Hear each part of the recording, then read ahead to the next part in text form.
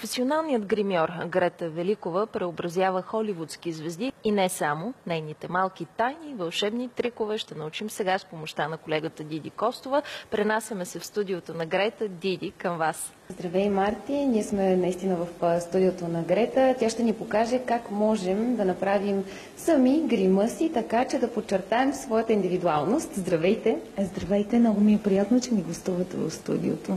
На нас още повече, освен че ни е приятно, ще ни бъде и много полезно. Но преди да започнем да си говорим за това как да направим собственото си лице още по-подчертано, разкажете ни за вашата работа. Знаем, че сте работили в големи холивудски продукции. Какво е да работиш в киното? Как се случва работата там? Аз съм гримьор от 18 години, като съм завършила сценография и костюмография. И благодарение на това, че в целия този процес на работа съм била вътре в екипа, била съм зад камерата. И всъщност едната специалност прелива в другата. Няма как да имаш таланта да изградиш добър, достоверен образ, ако ти нямаш представа и от това, което е зад него, и средата, в която е представен, е сложен самия актьор. Това с киното всъщност се случи по много един семпъл начин. Докато снимах реклама след реклама, се запознах с една много добра гримьорка, която реално ми подаде ръка, Снежи Мерчанова. И всъщност беше в кръга на майтапа, каза: бе, Грети, защо не те направя една гримьорка? И аз въобще не се поколебах и казах: добре, Снежи, окей, пробвай ме. И така тя ме взе под крилото си и започнах да асистирам на нея. Да й помагам, да снимам с нея, до един момент, в който тя ми даде самостоятелен филм. И така се започна моята филмова кариера. Как се стига до големия приз? Как се стига до награждаване? Хайде, но до номиниране за Оскар е едно страхотно постижение. Стига се с екипна работа. Факт е, че ние гримьорите се поддържаме един друг. Всеки знае другия как работи. И тук е момента да изкажа големи благодарности на главната гримьорка, която беше от българска страна, Яна Стоянова, както и на всички гримьори, които участваха в този филм. Говорим за филма "Бягството" с Колин Фаръл, който е от номинираните за грим. Какво е усещането да се работи в такъв голям екип? Нашите зрители могат да видят и трейлера сега на филма. Да, когато си на по-отговорна позиция, разбира се, поемаш по-голямата отговорност. Има един координатор, главен гримьор, който координира всички процеси. Но хубавото в този филм беше, че, което рядко се случва, че всеки един от нас отиде на кастинг. И този кастинг беше на различни теми. Съответно, така се кастнаха и гримьорите, които да работим във филма. И наистина се радвам, че съм била част от този екип. За малко или за много, най-хубавото е, че когато имаш своя принос в една продукция, наистина се чувстваш удовлетворен, независимо на каква длъжност си. Работейки на толкова високо ниво, човек неизбежно научава изключително много. Как обаче решихте да го предадете на обикновени дами като мен, да речем, които искат да се научат как да се гримират? Аз винаги съм казвала, че предпочитам да мия четките на някой много добър гримьор. От това по-хубава позиция няма. Факт е. Но пък е хубаво да имаш и поле за изява. Имаш един период, в който наистина се чудих, исках нещо да промена. И вече като че ли бях озряла до момента, в който да почна да давам. Малко сме киногримьорите, които притежават и таланта, притежават и опита, с най-голямо уважение към тези, които сега започват. Разбира се, пожелавам успех. Но всъщност работата ми с много актриси ме вдъхнови да направя грим коучинг. Грим коучинг представлява Казвам думата коучинг, защото то не е грим урок.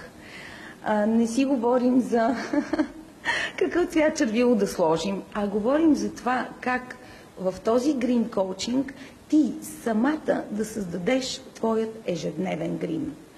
На базата на цветове, на базата на фактури, на базата на това да запазиш собствената си индивидуалност. Защото ежедневният грим не е грима, който променя лицето, а е грима, който само подчертава. Едното от разковничетата е да неутрализираш цветовете, които не работят за теб и да създадеш ефекта на здравата кожа, което е абсолютно мисия невъзможна, ако говорим реално. Факт е да кръвоснабдиш визуално с цвят местата, където издават жизненост и здрава кожа, както да изсветлиш местата, където е необходимо да прикриеш недоспиване, недостатъчно пиене на вода, недостатъчно... Що се отнася до нормалния начин на живот? Всеки експлоатира себе си повече, отколкото би могъл. Но това е живота, това е темпото, в което ние в момента живеем. И грима може единствено само да работи за теб. Ти си се подготвила и имаме една дама, която ще бъде нашия модел днес. Здравейте! Здравейте! Какъв е ежедневният грим, който вие ползвате? Много лек, загадъчен, така че да не личи, че всъщност съм гримирана. Мисля, че това е, как да кажа, това би било сполучливия грим. Грета, ще ни покажеш ли сега как можем да започнем да създаваме своята уникалност по-визуално красива? Има едно много голямо разковниче. Това, което аз съм синтезирала на базата на различни експерименти, работа с различни гримьори от различни държави. Хубавото е на този занаят е, че ако достатъчно си проницателен, можеш да вземеш за себе си това, което да довърши твоята техника на работа. И за мен много е важно да се използват цветовете.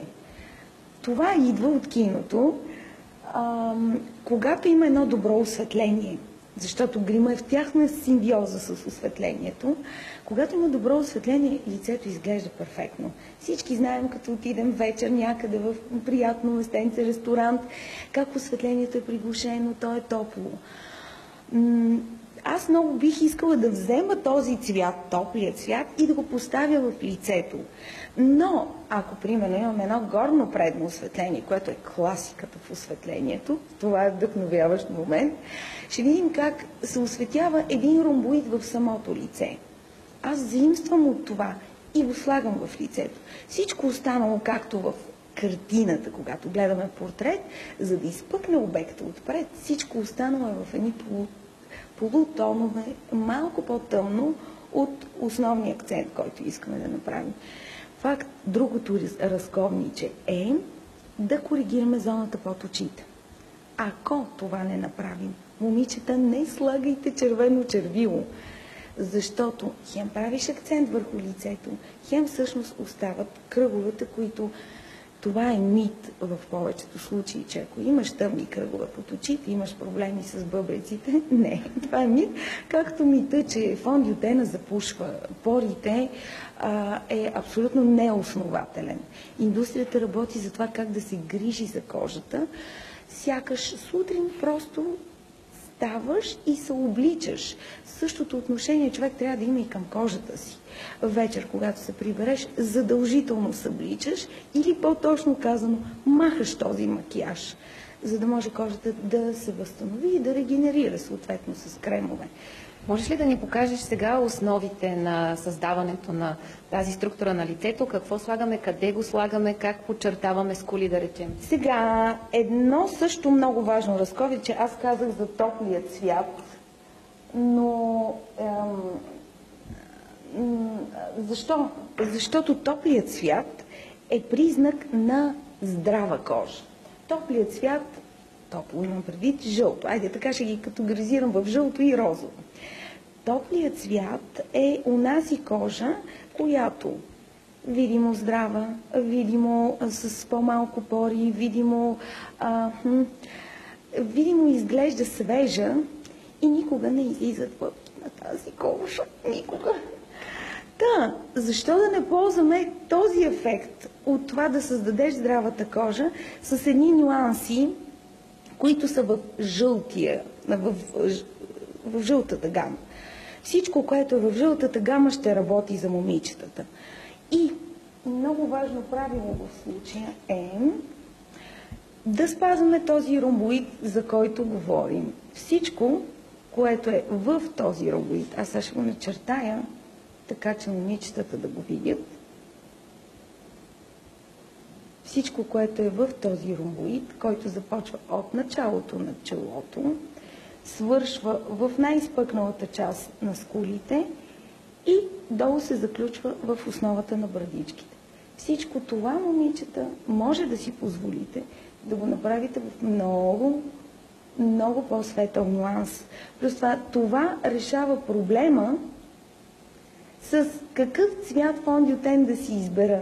Дали ще е зима, дали ще е лято, вие винаги ще изглеждате адекватно, ако ползвате тези два нюанса. Нужда от една четка, за да разнесем. А на мен лично ми е много интересно как Грета ще ми заличи следите от празнуването от вчерашния прекрасен дамски празник. Ето, много съм любопитна. Със сигурност не сте само вие. Аз гледам и попивам като малко детенце дядо Коледа в момента. Аз малко избързах, разбира се, защото се опитвам колкото е възможно повече информация да дам на момичетата, но една изключително важна стъпка е първо кожата да бъде хидратирана, чиста, разбира се, и хидратирана. Преди какъвто и да е макияж да направите, Аз го направих. Къщи хидратирах я. да. Трябва ли да сложим крем непосредствено преди да сложим грима? Точно за това става въпрос. Задължително крем, който оставаме да попие. Аз заключвам грима сутрин до едни 15 минути. Това, което също е много важно правило, задължително фондиотена да продължи надолу към вратлето. Задължително. Значи без този трик нищо не правите. Момичета, по-добре не го правете. Грета сътворява магии в момента. Тя постави основите на грима, но ще ни разкаже малко повече какво всъщност направихме до тук и какво предстои да направим. Направихме до тук цялата основа. Тоест това, за което говорихме в началото. Жълтите нюанси. И аз искрено се надявам да се вижда как точно този ромбоид е озареният цвят, този светлия жълт нюанс.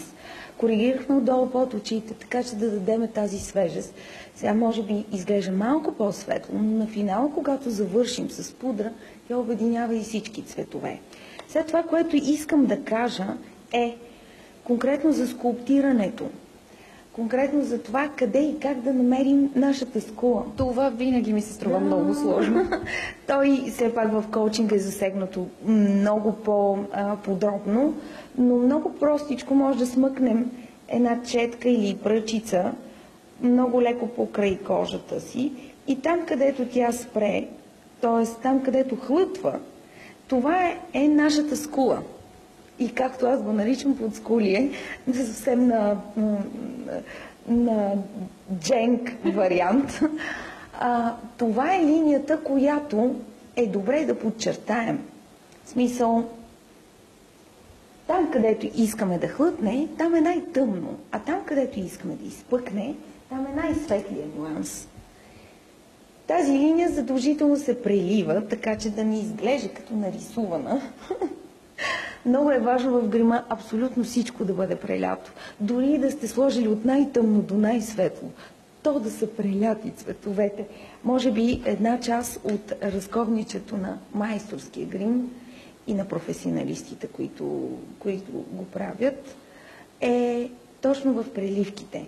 Това, което младите дами все още не са усъвършенствали. И за да мога да кажа всичко и колкото може повече информация, мита сега за това къде да поставиш ружа е следния. Мисля, че и повечето жени го знаят, тук няма какво нещо ново да обясна. Усмихни се И ружа се поставя в най-изпъкналата част на бузите. Като леко, много леко преливаме. Това е този розов нюанс, който дава жизнения цвят. Този жизнен цвят, който дава кръвообращението. Този цвят, който дава сигнал, че кожата ми е здрава, което, ако трябва да съм честна, трудно се постига, наистина. Нито една от нас не пие достатъчно вода, нито една от нас не спазва такава екодиета, защото все пак живота е кратък. Добре е да се насладим на всичко, което ни предлага живота. Виждам, че поставяш руж и под брадичката и на самата брадичка. Това е този живия цвят, защото ние до момента всичко сме, гамата, в която сме работили, изцяло жълт. Никога не може да е едноцветно лицето и да искаш то да изглежда истинско. Затова куклата изглежда кукла, защото тя е само с един единствен нюанс гримирана. Кои са основните неща, които трябва да знае всяка една дама, когато застане пред огледалото и реши да се гримира? Основните неща са: първо, чиста кожа, след което хидратиране. Много е важно да бъде хидратирана. Добре е в зоната под очите да поставим отново хидратиращ крем, който е специално за зоната под очите, да остави този крем до момента, в който не се вземем с зоната под очите, с декорацията. В случая слагаме този ромбоид в по-светлия цвят, около него завършваме и преливаме с по-тъмния цвят, като задължително участва всичко това, което се вижда от кожата, т.е. вратлето. Врата е винаги с по-светъл нюанс. След което се вземаме вече в зоната под очите, крема е попил и всичко това се случва в рамките на ни 15 минути. Крема е попил и тогава можем да се вземем с магически инструмент коректор, който наистина прави чудеса. От него идва това озаряване и от него идва ефекта: аз съм спала 48 часа и съм в най-прекрасния си вълшебен вид. Всъщност това е най-важното. Да можем да направим грима си така, че да изглеждаме естествени, истински, но и със здрава кожа. Нали така? Най-вече цялата индустрия работи за това да създаде ефекта, че имаш здрава кожа. Ползването на грим е точно с тази цел. Да изравниме неравностите, да неутрализираме цветовете и всичко това да стане в някакви, как да кажа, леки като покритие, като консистенция. Но няма да отричам. Ефекта без грим се постига с грим. Важно е, значи, да се научим да слагаме грим така, че да изглеждаме все едно сме без грим. Много ти благодаря за този разговор. Сигурна съм, че сме били полезни на дамите. Благодаря на Грета Великова, че ни потопи в магията на грима.